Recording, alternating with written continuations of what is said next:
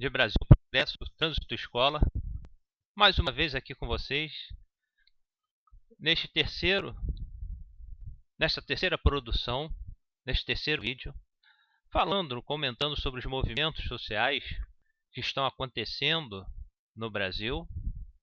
Ontem aconteceram movimentos bem maiores que em dias anteriores, e vemos também os atos assim chamados pela imprensa midiática, de vândalos, desordeiros.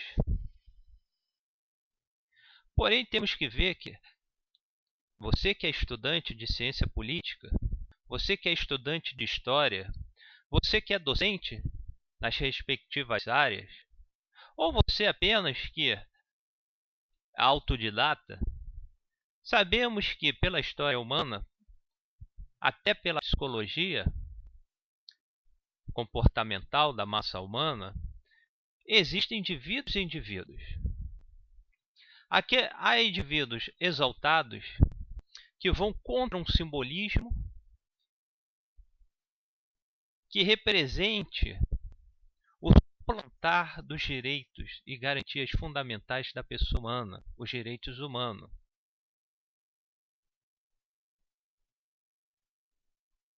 Representa um ataque contra um sistema que suplanta a dignidade da pessoa humana, que prevalece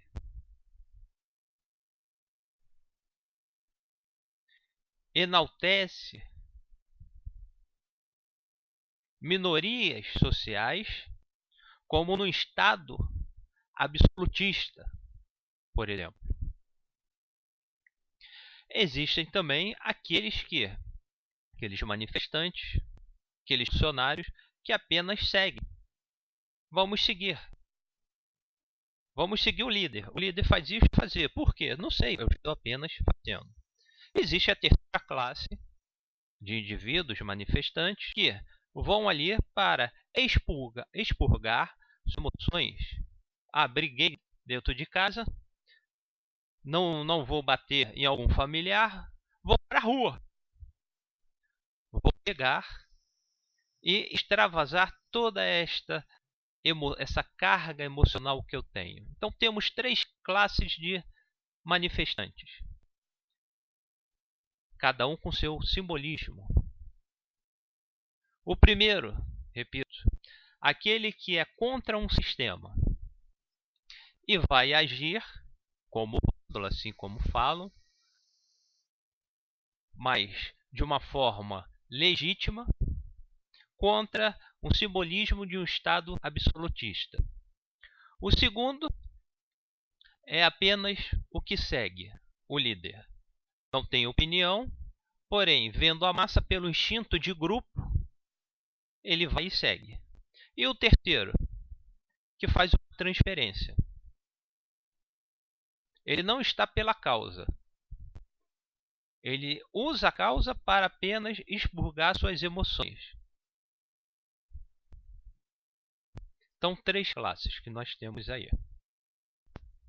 Quando se fala em vândalos, não podemos esquecer que em 1968 a 1964, a 1985, o governo militar, o golpe militar, que eu já expliquei aqui nos outros vídeos, nós sabemos que houve vândalos que picharam paredes, houve vândalos que destruíram viaturas policiais. Por quê? Tais símbolos representavam a opressão do Estado ditador sobre os direitos humanos, as garantias fundamentais do povo. Então eu quero ver alguém falar que esses brasileiros que agiram diante a ditadura, na ditadura, são vândalos. E assim eu quero que falem que estes atuais cidadãos que atacaram os policiais, atacaram os ônibus, as instituições bancárias, os símbolos culturais, como futebol,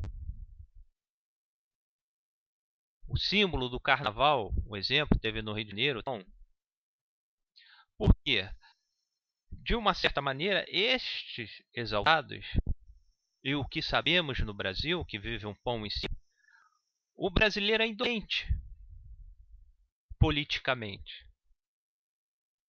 nas suas exigências quanto à efetivação dos seus representantes.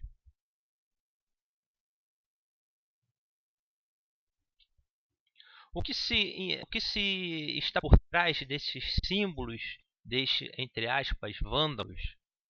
O exemplo, a Copa, os eventos esportivos que virão aí, 2014, 2016, o que foi gasto do Maracanã, a recente notícia do Ministério Público sobre o suprimento da obra, sobre mais condições, onde se abriu aí à população local acesso ao jogo sem o quê? Sem a devida construção. E está no Código de Trânsito Brasileiro falando que a via só pode ser aberta depois que estiver tudo pronto. E o que fizeram? E via pública é a calçada. Não, botaram tapumes para um grande evento. Obras públicas, o planejamento mal feito, o gasto desnecessário, o dinheiro público suado, obras públicas que não terminam, ficam paradas, milhões são desperdiçados aí anualmente no nosso Brasil, e não sou eu, nós podemos ver na mídia em geral. O preço dos alimentos que estão subindo e que é inadmissível num dos maiores produtores de grãos do mundo, com a maior produção de carne. Você vai comer, eu sou vegetariano, aliás, lacto-vegetariano. Não vou discutir questões filosóficas, mas vamos dizer que, sendo o maior produtor de gado, por que a carne é cara para o brasileiro? Ela é cara. Quem pode comprar o seu bifinho? Vamos à questão dos grãos. Quantos brasileiros têm condição de comer seu arroz e seu feijão? Comer legumes e frutas? E num país que também produz uma abundância de vegetais, legumes, frutas. Como se explica isto? Eventos climáticos? Ou uma inércia, uma ineficiência do Estado em não criar mecanismos para armazenamento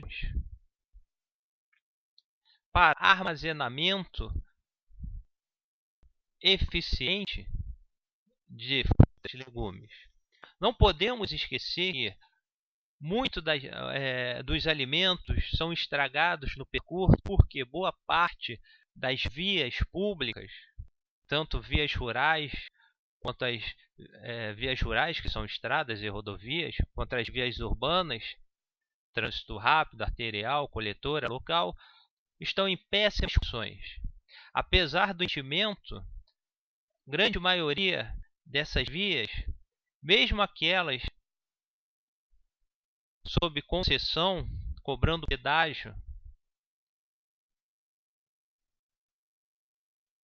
o alimento chega. Ele sai do seu produtor, vai chegar nas metrópoles, nos centros de distribuição, boa parte já está o quê? Já está sem condições de ser comercializada. Boa parte dos alimentos não tem mais condições de ser comercializada. E é jogado no lixo.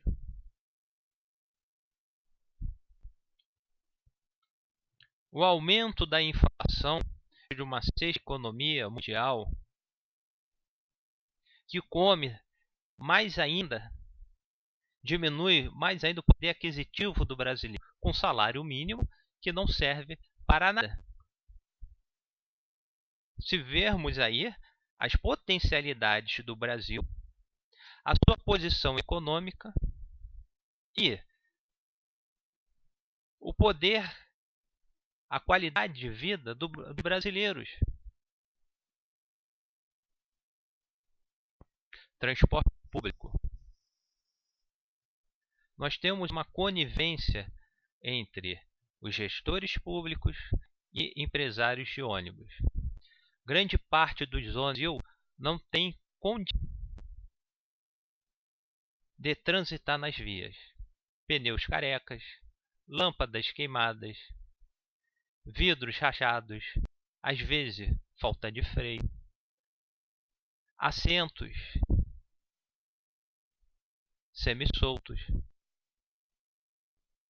e aquela competitividade de cada dia imposta pelos empresários, onde nós vemos aí só o motorista que é trocador ao mesmo tempo. Ele é trocador e motorista. Sabemos também que as empresas cobram agilidade para pegar o quê? Porque é lucro, visa o lucro. Quanto mais passageiro pegar, maior o lucro para a empresa. Então, o motorista, que é trocador também, vamos chamar motorista trocador, ele tem que agir rápido. E sabemos que muitas vezes ele coloca o ônibus em marcha, começa a se movimentar o ônibus e ele fazendo o troco. Cadê a dignidade desse motorista de ônibus? Existe dignidade dele. Por quê? É um trabalho escravo. Não é um trabalho escravo. Dentro da jornada de trabalho dele, dentro das exigências,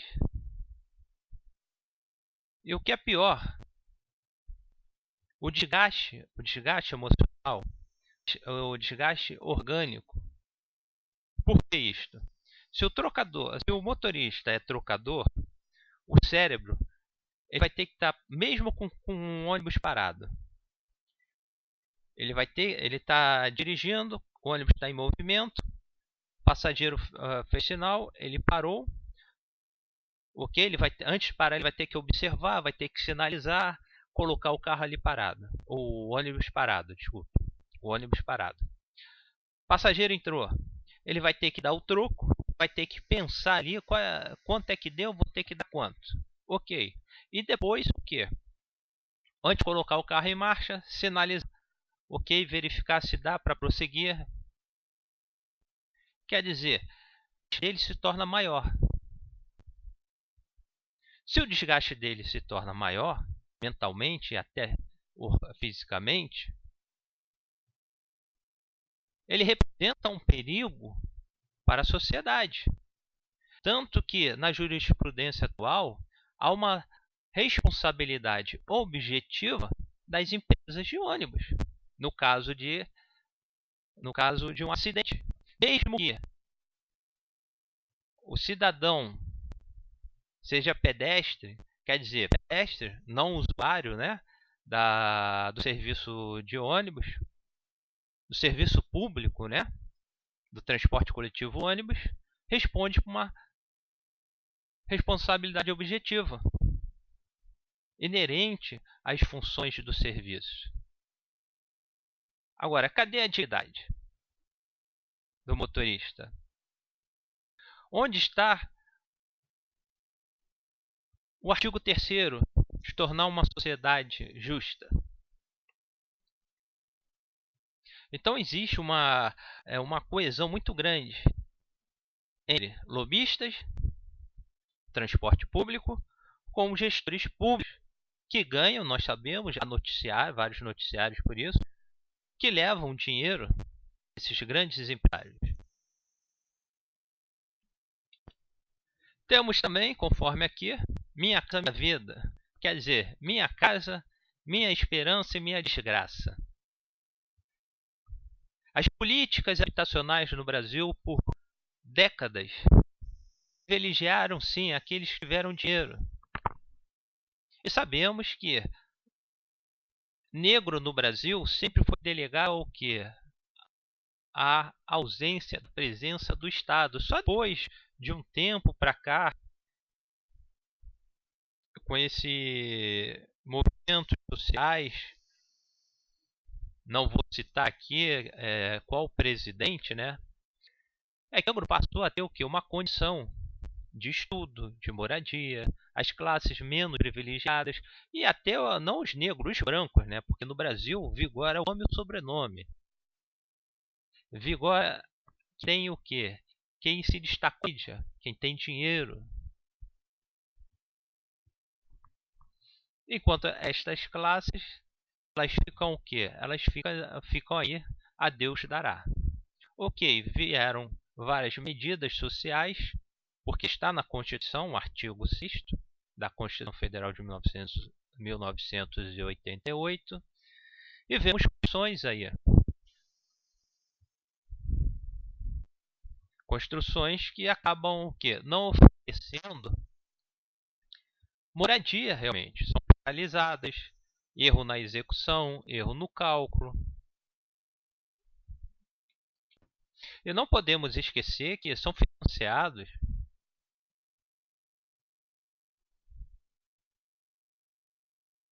pela Caixa Econômica Federal. Se você é cidadão que conseguiu Minha Casa Minha Vida e não pagar o IPTU, você perde. Temos que o salário mínimo não dá condições de uma pessoa ter moradia. A maioria do povo brasileiro vive aonde? Em favelas, em áreas distantes da metrópole, onde muitas dessas áreas não tem IPTU, não se cobra o IPTU, e assim o povo vai vivendo. E claro, logicamente, a grande massa de moradores de rua que nós temos em nosso país. As depredações nos orelhões, os vândalos fizeram isto porque a telefonia, o setor, as concessionárias de telefonia são verdadeiros antros de lesa aos consumidores. A Anatel, na sua ineficiência, não toma uma postura concreta. Aplica-se multa. Então, caça a concessão que haja uma nova licitação. Mas não, continua com as mesmas empresas que lesionam os consumidores. A ineficácia da Anatel diante desse grave problema que aflige milhões de brasileiros. Ficou mais fácil sim você ter uma linha telefônica, coisa que antes das privatizações demorava quase um ano ou mais para conseguir uma linha telefônica fixa. Depois das privatizações fica mais fácil um celular. É fácil você adquirir o aparelho, é fácil você conseguir uma linha. Só que as estações de transmissão, principalmente para a rede móvel, são ineficazes diante do número crescente de aparelhos móveis. Se vende. Você vai numa rua, tem um camelô vendendo chip. Ou então um representante daquela concessionária telefônica. Você vai reclamar, tem musiquinha que se perde ali durante o minuto. O número do protocolo às vezes é dado de uma forma rápida, conforme tem operadoras onde não repete ali e não dá oportunidade de você o quê? Ou novamente o número do protocolo para você ter para você verificar se realmente é o número do protocolo. O Brasil sobe uma posição no IDH. Uma charge, e aí, sentiu alguma diferença? Senti, mas pode ser gases. Quer dizer, sobe, melhora. As estatísticas demonstrando que houve uma melhora, mas essa melhora é passada para o povo em si?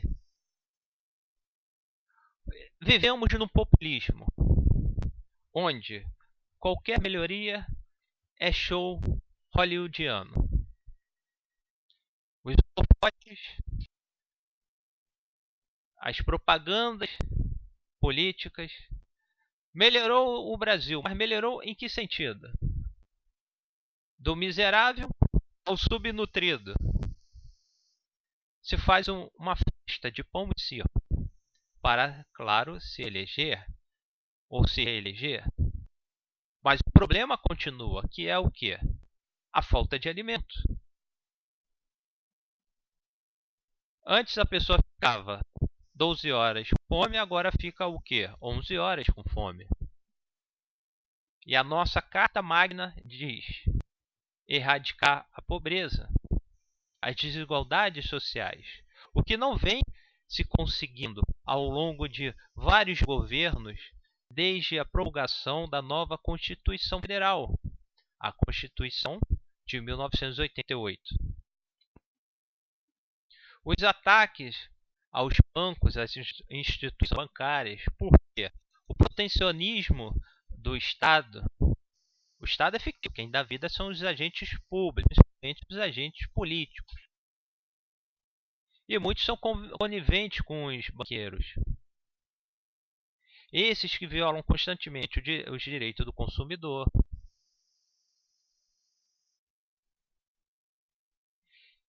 De várias formas. A propaganda enganosa. Cláusulas abusivas.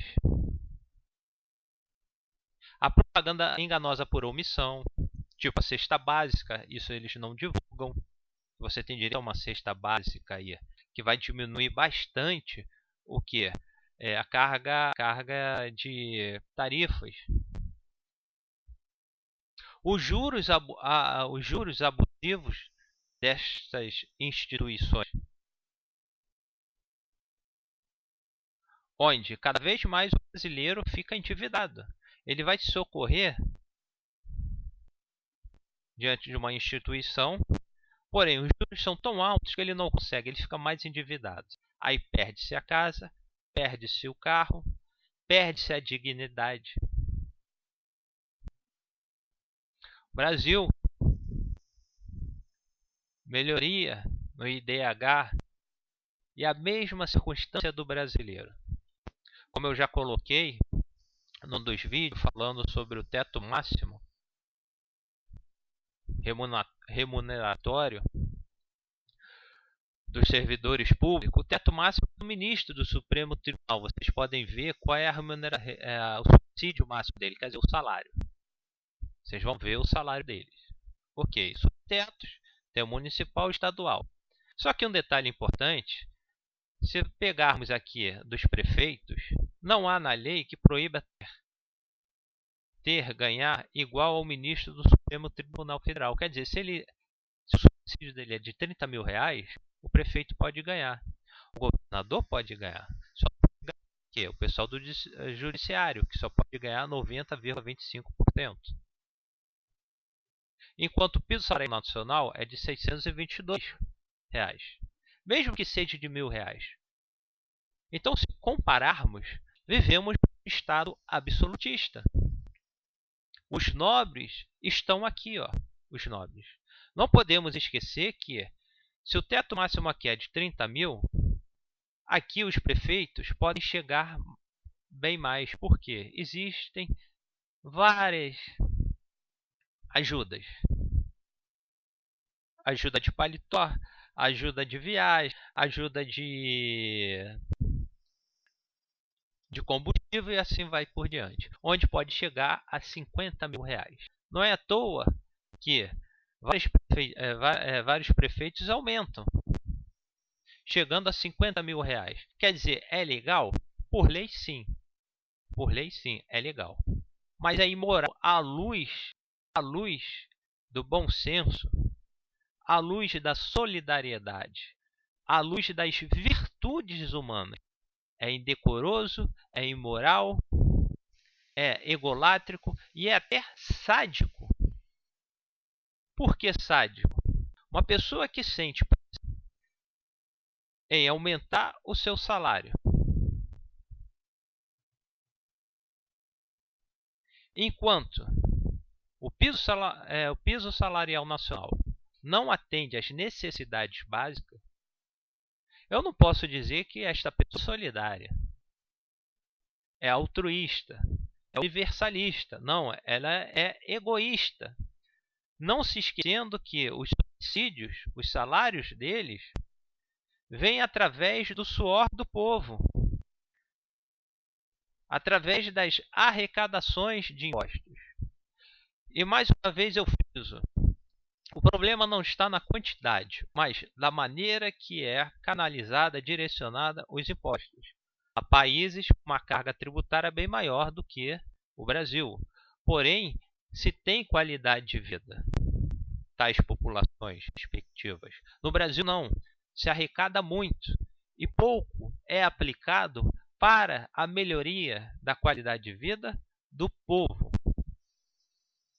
Só 1, 2, 3% que retém um poder social, uma renda per capita que vai além das necessidades básicas, que chega até a ostentação, enquanto os 90 e poucos por cento dos brasileiros vivem o quê? Na vida sofrida diária. Como eu falei a vocês, país rico, nós somos ricos, mas a charge está aí. Mas em que sentido e para quem? Até aqui eu estou mostrando a você e quero dizer que tais movimentos que estão acontecendo no Brasil são legítimos. São legítimos. Porque existe uma nata, existe o Estado Democrático de Direito, em letras, impressas, nos papéis, em fontes, em meios eletrônicos, mas na realidade da vida do brasileiro há um Estado absolutista, onde se melhora as condições de vida de muitos políticos, porém o povo não tem melhoria na sua qualidade de vida. Os seus direitos humanos, seus direitos e garantias fundamentais são violados constantemente. O populismo, através das propagandas de partidos, apenas para favorecer aos partidos políticos, a reeleição de seus políticos, a eleição de seus partidários, e não para ajudar o quê? O povo. É uma realidade. Quando a CUT foi atacada por manifestantes, não foi em si aquelas pessoas, mas a figura simbólica do Lula, do PT, melhor dizendo, do PT, diante das inúmeras corrupções noticiadas, notóricas ao povo brasileiro. Então, se houve uma simbologia coesa entre CUT e PT, PT, ladrão, CUT, parte do PT, então esta é a simbologia que hoje, infelizmente, a CUT tem. Por causa do partido, por causa de inúmeras, claro que não são todos membros do partido que são corruptos, mas os vários escândalos, desde Lula até aqui Dilma, a presidenta, excelentíssima presidenta. Então, os noticiários de corrupção do PT, que degradou o PT, manchou a imagem do PT. Por isso que houve, dentro de um simbolismo, o ataque aos membros da CUT. Os ataques, conforme vimos em várias estações do metrô, se deve ao quê? Ao simbolismo. Metrô, transporte público. Transporte público, serviço público. A maioria do serviço público é prestado por concessionárias, licitações aí. Há uma delegação do Estado à empresa privada. Bem sabemos que o metrô no Brasil, o trem no Brasil, o transporte público em geral no Brasil, não atende às necessidades do brasileiro. A Supervia, por exemplo, no Rio de Janeiro, os atrasos constantes, as condições péssimas. São Paulo, quer dizer, no Brasil todo. Então os usuários, eles se sentem violados. Aumenta-se uma tarifa onde o serviço não é suficientemente, ferindo a Constituição Federal de 1988. E o que nossos governantes fazem? Nada. Se eles fossem efetivos, se eles fossem solidários, altruístas, universalistas, espera aí, concessionária, vamos aplicar uma multa. Não resolveu? Vamos tirar vocês. Abre uma nova licitação, uma nova concorrência para entrar a empresa, mas não. Se verificarmos, são os mesmos empresários. Conforme aconteceu no Maracanã, vários escândalos envolvendo Eike Batista, sua empresa. Talvez ele não tenha culpa, mas quem estava ali por trás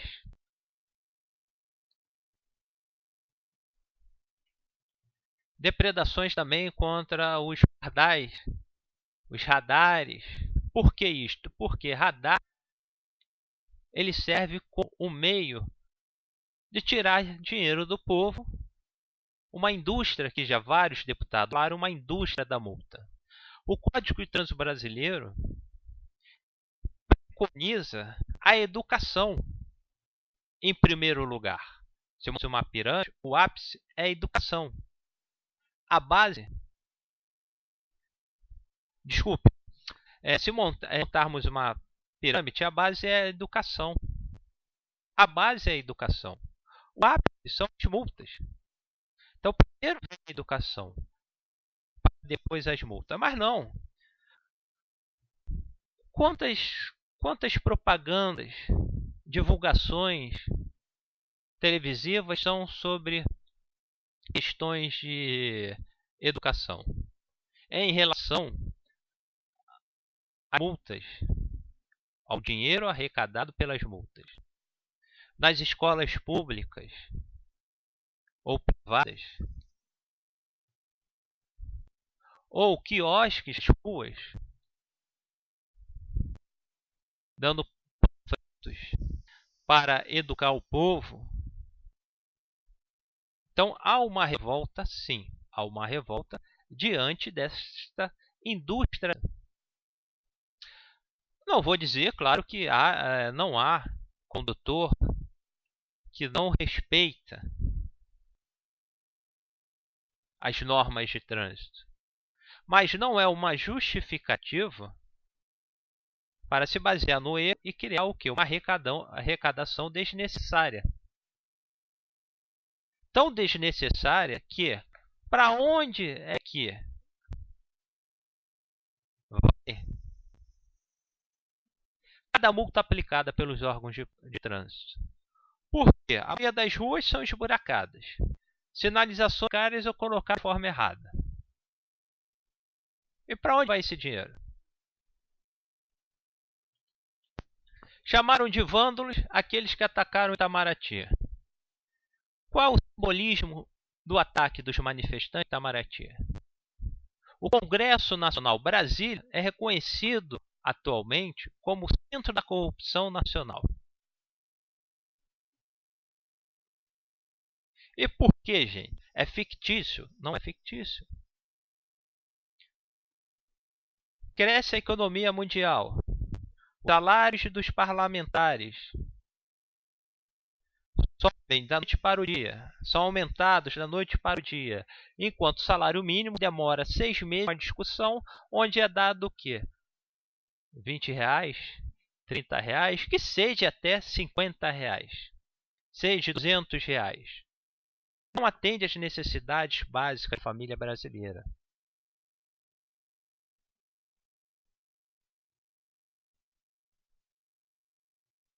E vem a revolta. Há ações chamadas de ações de vândalos, mas é o descontentamento. Não podemos esquecer que as manifestações no Brasil sempre foram reprimidas por um Estado dito democrático, mas é absolutista na sua essência.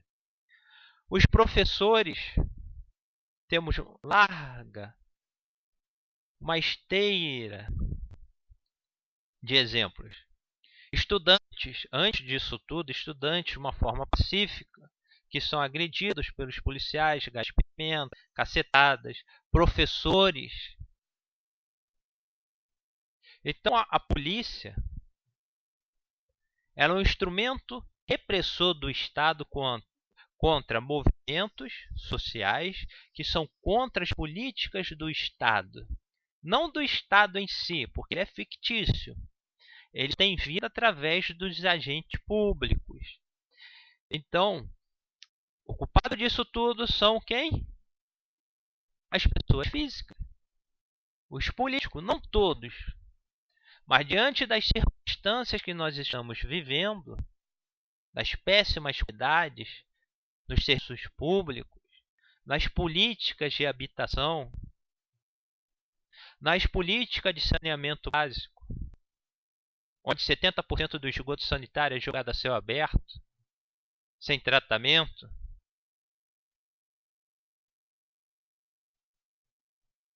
Brasília representa atualmente um antro de corrupção,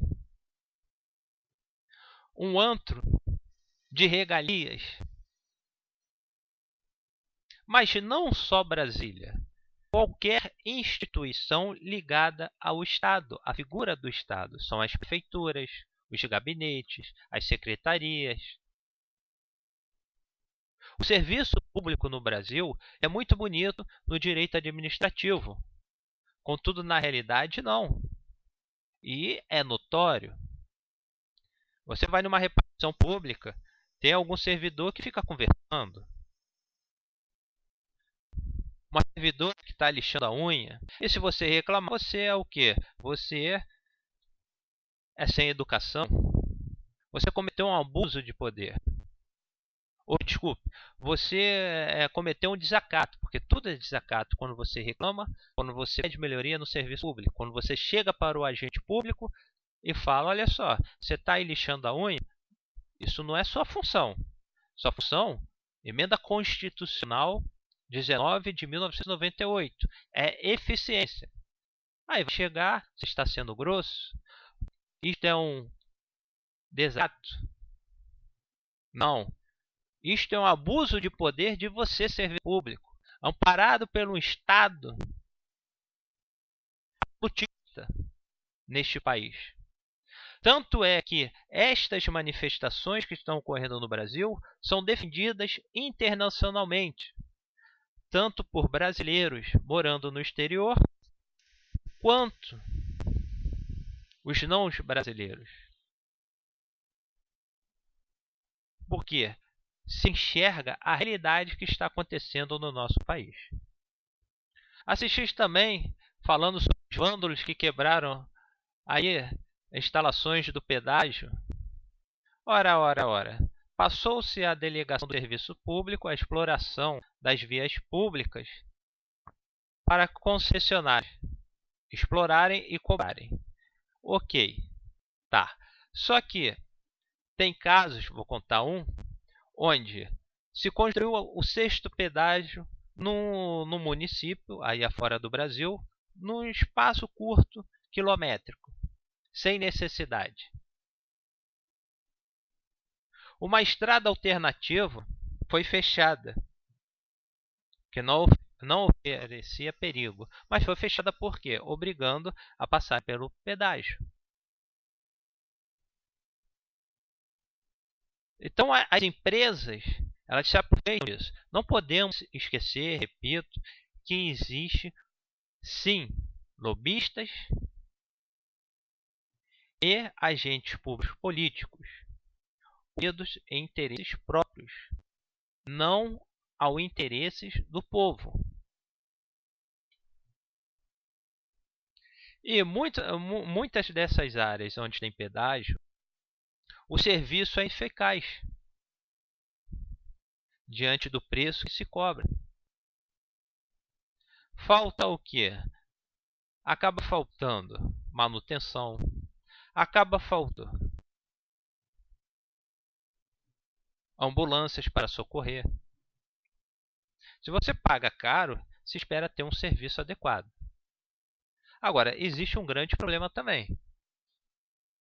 É um ciclo. Se o brasileiro ganha mal, como é que vai ter tarifas em comparação com o poder aquisitivo do povo que se tornam caras? É o exemplo da tarifa de ônibus, 20 centavos. 20 centavos não é nada? É muito, gente. Diante do salário mínimo. Por quê? Cesta básica, R$320, um exemplo. Toma aí a passagem de ônibus durante o mês. O que vai sobrar para a pessoa? Ela não vai ter que pagar IPTU? Ela não vai ter que pagar ali as tarifas de água, gás? O que sobra para ela? Mágica? Recomendo a leitura deste livro para vocês. Ler, se informar é a melhor coisa. Não acreditem no que eu estou falando aqui, o que eu falei nos outros vídeos. Não acreditem em mim, mas eu aprendi isto na minha adolescência com o professor de história. Eu falei num vídeo que eu terminei o meu segundo grau, continuo na terminologia antiga, em 1987. Vivi no período militar. Os professores tinham medo de falar. Um que eu me lembro até hoje, uma coisa que ele falou: toda repressão ditadora limita-se ao saber. Assim foi na Segunda Guerra Mundial e assim será em qualquer estado absolutista e ditador. E, usando as palavras, um suplemento. Todo o estado absolutista moderno se aproveita de leis democráticas para se disfarçar de Estado democrático, mas qualquer manifestação que seja contrária aos interesses mesquinhos, ignóbeis dos representantes do povo, eleitos pelo povo, mas que, na verdade, representam a si mesmo. Muito cuidado com isto, porque o que eu estou falando? O que eu quero dizer com isto? Podem ser decretados o estado de defesa e o estado de sítio, de forma de uma justificativa para conter os vândalos. Vejam aí, gente. A mídia midiática chama de vândalos. Eu gostaria de saber dos senhores, grandes estudiosos, sociólogos, assim ditos sociólogos, né? Porque sabemos, ela vive das propagandas, ela vive até de parceria com políticos que querem se eleger. Demonstrei isso no vídeo, uma manifestação do Leonel Brizola, como exemplo. Não estou fazendo nenhuma propaganda política, eu estou apolítico neste momento, mas estou falando para vocês. Devemos ter contato, aliás, devemos ter cuidado com o que é visto, principalmente na telinha da sua casa.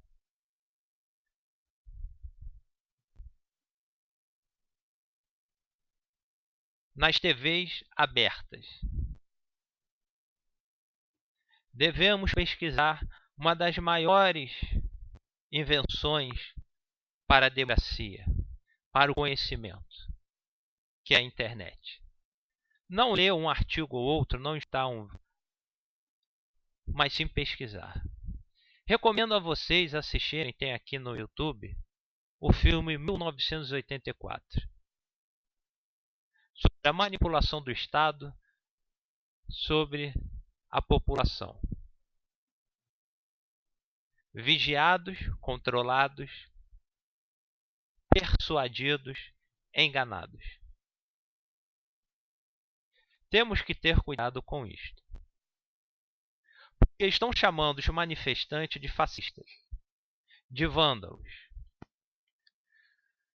E é muito perigoso isto. Poderemos chamar aqueles que lutaram contra o Muro de Berlim, quando o Muro de Berlim, em 1989, caiu, vândalos, fascistas, ou pessoas que lutaram pela liberdade. Podemos dizer também aqueles que derrubaram a estátua de Stalin são vândalos, fascistas, anarquistas. Podemos dizer também que os civis que lutaram contra os militares no golpe militar de 1964 a 1985, de anarquistas, de vândalos, que depredaram os patrimônios públicos, não esquecendo que o simbolismo por trás disso está não contra o patrimônio, não contra o tijolo, não contra o ferro, mas o que representam diante de um Estado ditador e absolutista. O nosso Estado não é ditador como foi o Estado ditador entre 1964 e 1985. Mas estamos vivendo no Estado absolutista disfarçado. O circo nunca foi tão aplicado na história do Brasil conforme nas últimas décadas. Repudio, sim, aquele suposto manifestante que ataque, conforme eu vi, uma banca de jornal para a revista.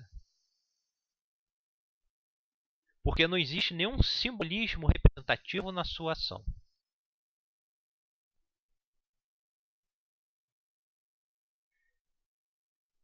Não sou a favor da violência.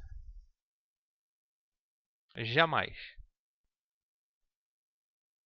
Jamais se deve usar a violência, a não ser que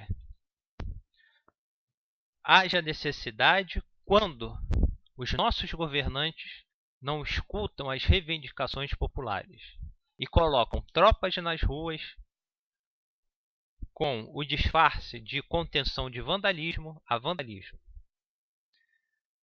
Toda guerra é justa. A guerra é justa é aquela que, mesmo sendo o ser impeito, luta para proteger os que são fracos nas mãos impiedosas dos fortes. Não há o que dizer quem está ou foi certo, mas sim evitar, coibir a força pela força. Vou repetir para os senhores. A guerra justa é aquela que, mesmo sendo ser imperfeito, luta para proteger os que são fracos, nas mãos impiedosas dos fortes. Não há o que dizer quem está ou foi certo, mas sim evitar, coibir a força pela força. Então, senhores, aos nossos representantes, uma mensagem para vocês. Escutem, se organizam, permitam que haja, claro, não os chamados vândalos, que são vândalos, como o exemplo do ataque a uma banca de jornal, mas aqueles supostos vândalos que atacaram ponto de ônibus, símbolos ligados a um Estado absolutista, absolutista, que possam se organizar, possam conversar com os senhores, para aí sim ver o que se pode fazer. A passividade, o distanciamento que tem atualmente, representa o sufocamento das vozes dos cidadãos brasileiros. Um país democrático deve permitir o estreitamento entre políticos e cidadãos, que muitas vezes não aconteciam. E é muito comum quando a própria mídia chega e quer conversar, quer esclarecer fatos com algum prefeito ou governador. Onde a secretária fala, ele não está viajando, ele está passando mal, com desculpas esfarrapadas. O povo brasileiro está cansado disso. Ele, pela Constituição atual,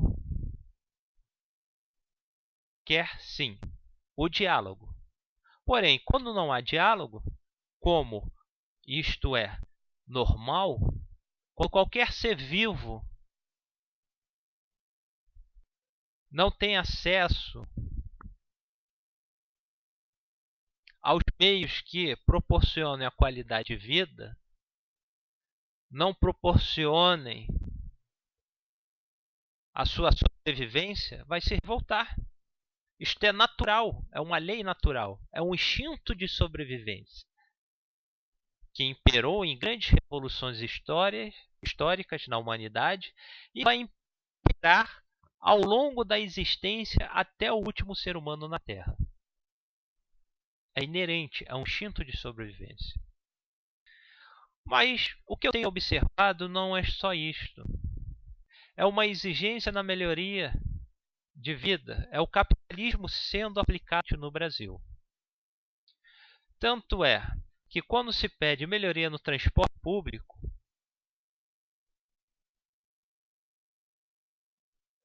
é relacionado à sexta economia mundial. São as injustiças que nós vemos, onde se prende.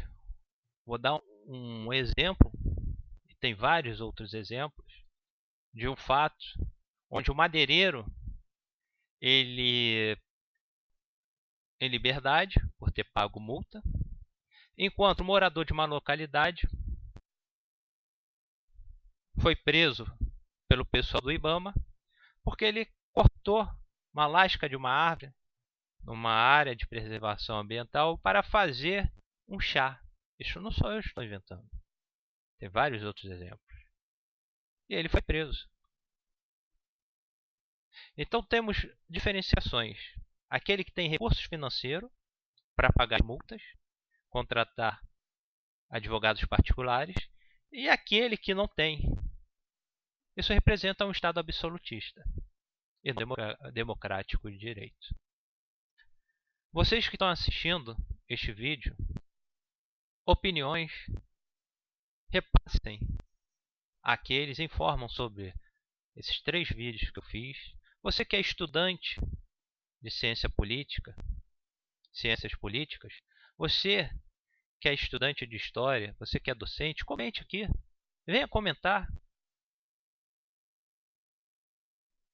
E repito, sou contra a violência. Mas nem sempre a violência é uma violência gratuita. Às vezes, a violência se faz necessária quando o povo não é escutado, quando o povo é delegado ao pão e circo. Deve ser em último caso. Assim foi na Revolução Francesa. Assim foi durante o governo militar. Que nossos representantes, o mais rápido possível, possam se organizar e pensar sobre as palavras. Você que é político, está assistindo isto, reflita sobre o que eu estou falando. Por instinto de sobrevivência, o ser humano age.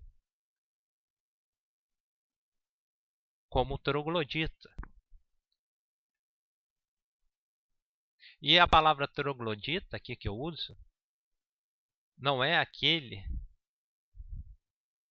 que seja um perturbador da ordem pública, do Estado Democrático de Direito. Não, ele é troglodita contra um Estado Democrático de Direito fictício, mas na sua realidade um Estado absolutista.